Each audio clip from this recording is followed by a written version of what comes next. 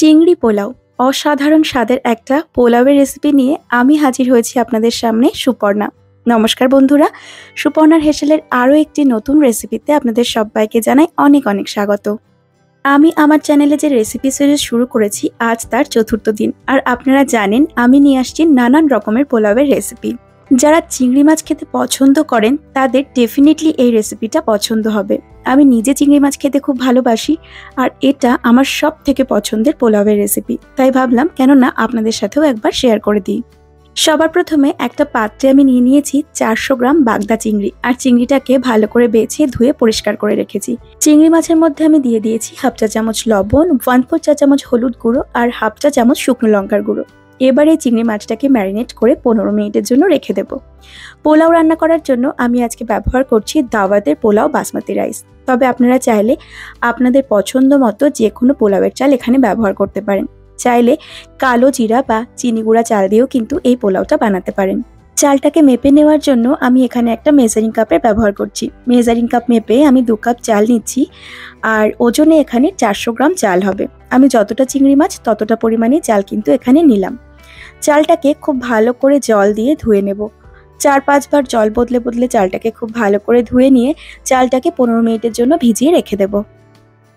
চালটা আগে থেকে ভিজিয়ে রাখলে চালটা একটু নরম হয়ে থাকে, তাতে করে পোলাওটা তাড়াতাড়ি রান্না হয়ে যায়। 15 মিনিট পর চাল থেকে আমি জল ঝরিয়ে নেব, আর আরও 15 মিনিটের জন্য একটা স্ট্রেনারে ভালোভাবে চালটাকে মেলে দেব যাতে একটু শুকিয়ে যায়। দেখুন চালটা আমার এখন পোলাও রান্না করার জন্য রেডি। এবার আমি একটা কড়াই গরম করে নেব, আর তার মধ্যে দিয়ে দেব 3 টেবিল চামচ মতন রিফাইন্ড অয়েল। আমি এখানে আন্দাজ করে রিফাইন্ড অয়েলটাকে অ্যাড করলাম, তবে চাইলে আপনারা কিন্তু মেপেও নিতে পারেন। এবার প্রথমে চিংড়ি মাছগুলোকে হালকা করে একটু ভেজে নেব। চিংড়ি মাছ কিন্তু অনেক বেশি ভাজতে হয় না, চিংড়ি মাছ বেশি ভাজলে শক্ত হয়ে যায়। একদম হালকা করে চিংড়ি মাছগুলোকে ভেজে নেব। একটা পাশ ভাজা হয়ে গেলে আমি এটাকে উল্টে দেব, আর দুপাশ ভাজা হয়ে গেলে তুলে আলাদা একটা পাত্রে সরিয়ে রেখে দেব। আমি এই পোলাওটাতে আর তেল ব্যবহার করব না, কারণ পরে আমি এর মধ্যে একটু ঘি মেশাবো। দেখুন মাছগুলো আমার ভেজে নেওয়া হয়ে গেছে। এবার মাছগুলোকে তুলে আমি আলাদা সরিয়ে রাখছি, আর এই তেলের মধ্যেই আমি দিয়ে দেব বেশ কিছু ফোড়ন। দিয়ে দিচ্ছি একটা তেজপাতা, 2 টুকরো দারচিনি, 5-6টা মতন লবঙ্গ, 4টে মতো দিয়ে দিচ্ছি ছোট এলাচ, আর এলাচগুলোকে আমি একটু ফাটিয়ে নিয়েছি। দিয়ে দিচ্ছি সামান্য একটু জয়িত্রী, আর সব শেষে দেব হাফ চা চামচ মতন শাহজিরে বা শাহি জিরে। এবার মশলাগুলোকে কয়েক সেকেন্ডের জন্য একটু ভেজে নেব। 10-15 সেকেন্ড মশলাগুলোকে ভেজে নেওয়ার পর দেখা যাবে মশলা থেকে দারুণ একটা গন্ধ বেরোতে শুরু করেছে। তখন এর মধ্যে আমি দিয়ে দেব পেঁয়াজ কুচি। আমি এখানে 3/4 কাপ পেঁয়াজ কুচি নিয়েছি, আর পেঁয়াজটাকে হালকা করে একটু ভেজে নেব। অনেক বেশি কিন্তু পেঁয়াজটাকে ভাজবার প্রয়োজন নেই। এবার আমি এর মধ্যে অ্যাড করে দেব আদা রসুন বাটা। আমি সমপরিমাণ আদা আর রসুন একসাথে একটু বেটে নিয়েছি, আর সেখান থেকেই 2 চা চামচ আমি এখানে অ্যাড করলাম। এবার খুব ভালো করে নেড়েচেড়ে আদা রসুনটার কাঁচা গন্ধ চলে যাওয়া পর্যন্ত একটু ভেজে নিতে হবে। অসম্ভব সুস্বাদু হয় এই পোলাও খেতে, আর রান্না করতেও কিন্তু অনেক বেশি সময় লাগে না। তাই আপনিও যদি পোলাও খেতে পছন্দ করেন ঝটপট একবার বানিয়ে ফেলুন চিংড়ি পোলাও। গ্যাসের ফ্লেমটাকে মিডিয়ামে রেখে আমি আদা রসুন বাটাটাকে খুব ভালো করে ভেজে নিয়েছি। এবার আমি এর মধ্যে মিশিয়ে দেব হাফ চা চামচ হলুদ গুঁড়ো, 1 চা চামচ কাশ্মীরি লাল লঙ্কার গুঁড়ো, হাফ চা চামচ শুকনো লঙ্কার গুঁড়ো, দিয়ে দেব 1.5 চা চামচ মতন জিরে গুঁড়ো, আর কয়েকটা চেরা কাঁচা লঙ্কা। ঝালটা আপনারা আপনাদের পছন্দ অনুযায়ী অ্যাড করবেন। সামান্য অল্প একটু জল দিয়ে আমি মশলাটাকে ভালোভাবে কষিয়ে নেব। যেহেতু আমি এখানে সবটাই গুঁড়ো মশলা ব্যবহার করেছি, তাই সামান্য একটু জল অ্যাড করলাম, তা না হলে মশলাটা পুড়ে যেতে পারে, আর মশলা পুড়ে গেলে পোলাওয়ের টেস্ট কিন্তু একটুও ভালো হবে না। আপনারা চাইলে এই যে মশলাগুলো আমি এখানে দিলাম সেই মশলাগুলোকে একটা বাটির মধ্যে নিয়ে একটু জল দিয়ে আগে থেকে গুলে রাখতে পারেন, তাতেও কিন্তু ভারী সুবিধা হয় রান্না করার। এবার দেখুন মশলাটা থেকে তেল ছাড়তে শুরু করেছে। এই পর্যায়ে আমি এর মধ্যে মিশিয়ে দেব আগে থেকে ফেটিয়ে নেওয়া টক দই। 3 টেবিল চামচ মতন টক দই আমি এখানে দিয়ে দিচ্ছি, আর গ্যাসের ফ্লেমটাকে বন্ধ করে দিয়ে খুব ভালোভাবে দইটাকে মিশিয়ে নেব, আর তারপর আবার গ্যাসের ফ্লেমটাকে আমি অন করে দেব। অনেক সময় দেখা যায় দই অ্যাড করার পর দইটা তাপের সংস্পর্শে এসে হালকা হালকা দানা বাঁধতে শুরু করে। গ্যাসের ফ্লেম বন্ধ করে ভালো করে মিশিয়ে নিলে কিন্তু এটা আর হয় না। এবার আমি এর মধ্যে দিয়ে দিলাম হাফ চা চামচ মতন লবণ, আর খুব ভালো করে আরও একবার মিশিয়ে এটাকে কষিয়ে নেব। তারপর এর মধ্যে মিশিয়ে দেব আগে থেকে ভেজে রাখা চিংড়ি মাছ। দইটা দেওয়ার পরও কিন্তু আমি মিনিট 2 একটু কষিয়ে নিয়েছিলাম।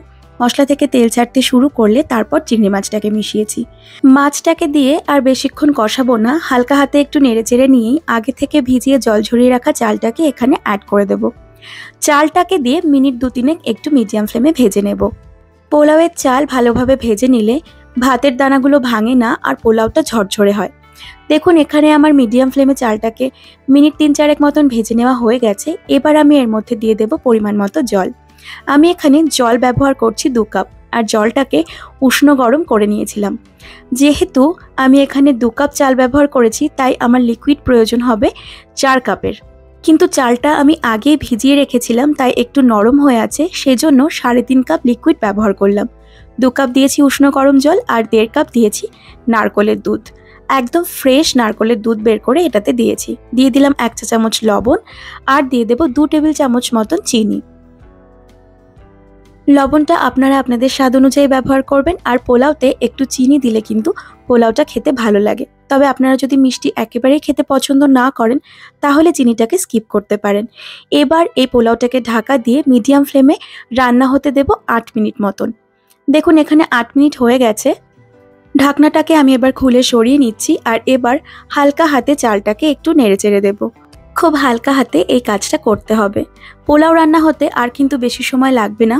এবার আবারও একবার একটু ঢেকে দেব আর মিনিট 3-4 জন্য একদম লো ফ্লেমে একটু হতে দেব। আমি এই চিংড়ি পোলাওটাতে অ্যাড করব ঘিয়ে ভাজা কাজু আর কিশমিশ। তার জন্য কড়াইটাকে অন্য পাশে দমে বসিয়ে দিলাম আর এখানে একটা ফ্রাই প্যান নিয়ে তার মধ্যে দিয়ে দিচ্ছি 2 টেবিল চামচ মতন ঘি। ঘিটাকে আমি আগে থেকে একটু গলিয়ে নিয়েছি আর তারপর এর মধ্যে দিয়ে দিচ্ছি কাজু আর কিশমিশ। কিশমিশটা ভাজা হয়ে গেলে বোঝা যায় কিশমিশগুলো কিন্তু সম্পূর্ণ ফুলে ওঠে। দেখুন কিশমিশগুলো এখানে ভালো করে ভাজা হয়ে গেছে। এবার এই কাজু কিশমিশটাকে আমি পোলাওয়ের মধ্যে মিশিয়ে দেব। এদিকে 3 মিনিট আমার হয়ে গেছে। এবার এই পোলাওয়ের মধ্যে দিয়ে দিচ্ছি 1/2 চা চামচ মতন গরম মশলা গুঁড়ো। কাজু কিশমিশের পরিমাণটা আমি এখানে বললাম না, আপনারা আপনাদের পছন্দ মতন কাজু কিশমিশটা কম বেশি করে নেবেন। এবার হালকা হাতে একটু মিশিয়ে দিয়ে এটাকে আরও 5 মিনিটের জন্য স্ট্যান্ডিং টাইমে রেখে দেব। যেহেতু চালটা ভিজে অনেকটাই নরম হয়েছিল তাই পোলাওটা রান্না করতে আমার মাত্র 12 মিনিট সময় লেগেছে। আর দেখেই বুঝতে পারছেন যে কতটা ঝরঝরে পোলাও আমার এখানে তৈরি হয়েছে।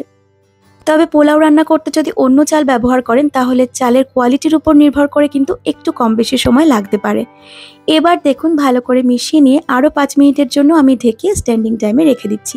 একটু ফাঁকা করে রাখছি যাতে ঢাকনা ঘামা জলটা পোলাওয়ের মধ্যে না পড়ে। 5 মিনিট পর আমি খুব ভালো করে মিশিয়ে নিয়ে গরম গরম পরিবেশন করে দেব। আশা করি আমার আজকের রেসিপি আপনাদের ভালো লেগেছে। যদি ভালো লেগে থাকে প্লিজ একটা লাইক করে দেবেন, আর আমার চ্যানেলের নতুন বন্ধু হয়ে থাকলে চ্যানেলটিকে সাবস্ক্রাইব করে পাশে থাকবেন। ভালো থাকবেন সকলে, টাটা।